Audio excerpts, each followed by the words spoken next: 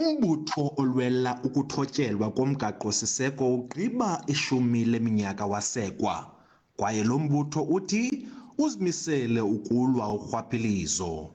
UMoseneke uye wanika intetho ebigxale ekubeni kuliswe urhwaphilizo. We took over political power. We have the democratic sway. We took over control of the army, of the police, of the treasury, of name it, all the cohesive power of the state we had. But we never utilized it to produce just outcomes.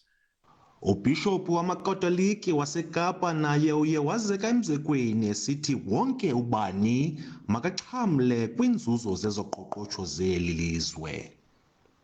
If your next decade is going to be as influential in society as the last, then the plea for the potential of our Constitution to be realized in material terms must find an echo in your public witness.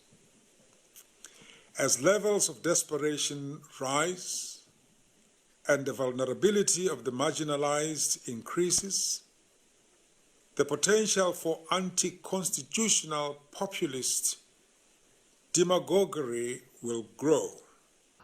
Umakhoba uhlaba ikhwelo kubemi beli ukuba babe yinxalenye ledabi lokulwa urhwaphilizo. Ulelani Philip, SABC News eKapa.